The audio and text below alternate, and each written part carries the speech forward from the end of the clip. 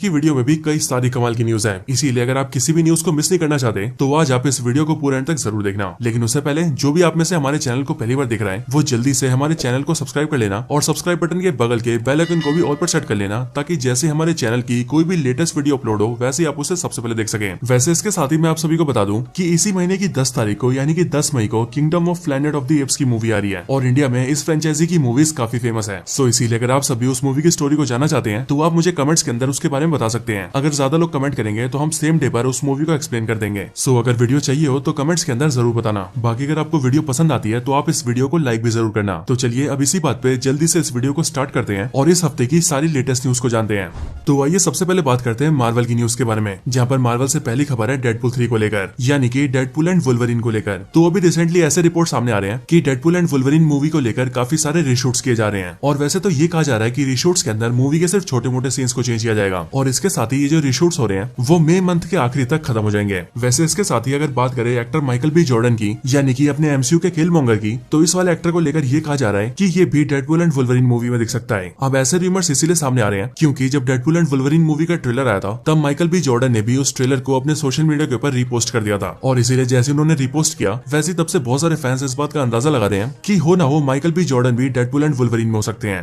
अब इस मूवी में माइकल बी जॉर्डन हो चाहे ना हो, लेकिन ये बात तो कंफर्म हो चुकी है कि डेडपुल एंड वुल्वरीन मूवी के अंदर बेन एफ्लेक का डेयरडेविल नहीं होने वाला है। अब वैसे देखा जाए तो ये भी रूमर्स ही है, लेकिन ये रूमर्स काफी स्ट्रॉन्ग सोर्सेज से आ रहे हैं, जहां से हमें ये पता लग रहा है कि बेन एफ्लेक का Daredevil Deadpool and Wolverine movie में नहीं दिखने वाला। हालांकि इसके साथ ही ये खबर भी सामने आ रही है कि मार्वल स्टूडियोज वाले बेन एफ्लेक के साथ काम करना चाहते हैं और इसीलिए मार्वल वालों ने बेन एफ्लेक को एमसीयू में एक सीक्रेट रोल दिया है और इसी रोल को डिस्कस करने के लिए मार्वल स्टूडियोज ने बेन एफ्लेक से मीटिंग भी की थी। अब इसके आगे डेडपुल एंड वुल्वरीन मूवी से इसके एक्टर्स के बारे में बात करें तो इस मूवी के मेन एक्टर यानी कि रियान रेनॉल्ड्स ने अभी हाल ही में ये बोला है कि उनकी अब तक जितनी भी डेडपुल की मूवीज आई हैं उनकी ये वाली मूवी उन सब में सबसे बेस्ट होने वाली है। और सिर्फ रियान रेनॉल्ड्स ही नहीं बल्कि उनके अलावा ह्यूग जैकमैन ने भी ये बोला है कि मूवी के अंदर एज वुल्वरीन काम करके उन्हें बहुत अच्छा लगा है और साथ ही साथ मूवी के अंदर वुल्वरीन के प्रॉपर कॉमिक सूट को ऐड करने का आइडिया भी उन्हें काफी पसंद आया था और उनके हिसाब से मूवी में वुल्वरीन के येलो सूट को ऐड करना एक परफेक्ट चॉइस थी। वैसे एक्टर्स के अलावा अगर बात करें मार्वल के प्रेसिडेंट केविन फाइगी की, तो केविन फाइगी ने भी अभी मूवी के बारे में काफी कुछ बोला है। सबसे पहले तो उन्होंने ये बताया कि जब वो और उनकी team Deadpool and Wolverine movie के ऊपर काम कर रही थी तब उस टाइम पर मूवी के एक्टर रियान रेनॉल्ड्स के पास 25 कॉन्सेप्ट थे, मतलब कि उनके पास 25 ऐसी स्टोरीज थी जिनके ऊपर मूवी बनाई जा सकती थी। और बड़ी बात तो ये थी कि उन्होंने जितने भी कॉन्सेप्ट को बताया था वो सारे एमसीयू के टाइमलाइन में फिट बैठ रहे थे। हालांकि इसके साथ ही उन्होंने ये भी बताया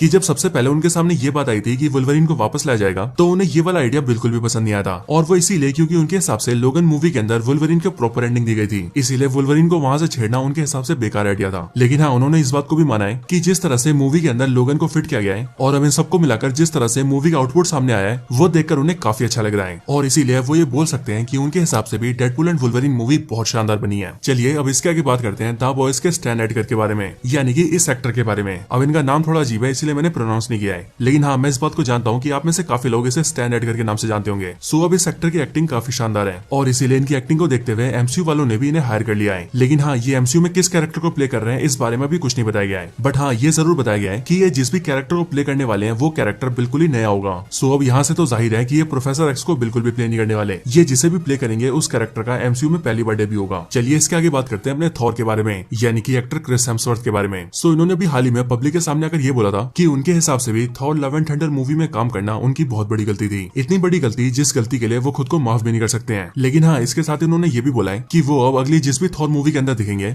वो उस मूवी से फैंस को जरूर खुश करेंगे। वैसे इसके साथ ही अपने आयरन मैन यानी कि आरडीजे ने भी क्रिस हेम्सवर्थ के ऊपर एक टिप्पणी दी है। बेसिकली आरडीजे से जब थॉर के कैरेक्टर के बारे में पूछा गया एंड उनके एक्टर के बारे में पूछा गया तब उन्होंने सिंपली ये बोला कि एक्टर क्रिस हेम्सवर्थ काफी अच्छे एक्टर हैं और एमसीयू की 3 मूवीज जो कि है Thor Ragnarok, Avengers infinity war और एवेंजर्स एंड गेम, इन तीनों मूवीज के अंदर उन्होंने जैसा काम किया है वो बिल्कुल तारीफ के काबिल है। प्लस आरडीजे ने उनकी तारीफ करते हुए ये भी बोला है कि ये तीनों मेंशन्ड मूवीज उनकी फॉर्मिडेबल हैट्रिक मूवीज हैं। चलिए अब बात करते हैं एयरबीएनबी कंपनी के बारे में। सो आप सभी ने ओयो रूम्स और मेक माई ट्रिप के बारे में तो सुना ही होगा, क्योंकि ये दोनों बेसिकली ऐसी कंपनीज हैं जो कि कस्टमर्स को होटल रूम बुक करने में हेल्प करती हैं। सो इसी तरह से यूएसए के अंदर एयरबीएनबी नाम से कंपनी है एंड ये कंपनी भी लोगों को हेल्प करती है ताकि यूएसए के अंदर जिन भी लोगों के पास एक्स्ट्रा रूम्स अवेलेबल है वो उन्हें दूसरों को रेंट करके पैसे कमा सके एंड ये कंपनी यूएसए के अंदर काफी बड़ी है। सो इसी एयरबीएनबी कंपनी ने अभी हाल ही में अपने प्रमोशन के लिए एक बड़े से मेंशन को क्रिएट किया है और ये मेंशन और कोई नहीं बल्कि एक्स मेंशन है, यानी कि एक्समैन 97 में दिखने वाला एक्स मेंशन, मतलब कि प्रोफेसर एक्स का वो मेंशन जिसके अंदर वो अपना स्कूल चलाते हैं। एंड इसी मेंशन से कई सारी इमेजेस सामने आई है, मैं इन सारी इमेजेस को एक एक करके आपके सामने दिखा रहा हूँ। वैसे इसके अलावा इस कंपनी ने एक और हाउस को क्रिएट करवाया है और इस हवा को बेसिकली हवा में घुमाया जा रहा है, मतलब कि इस वाले घर को क्रेन की मदद से हवा में लटकाया जाएगा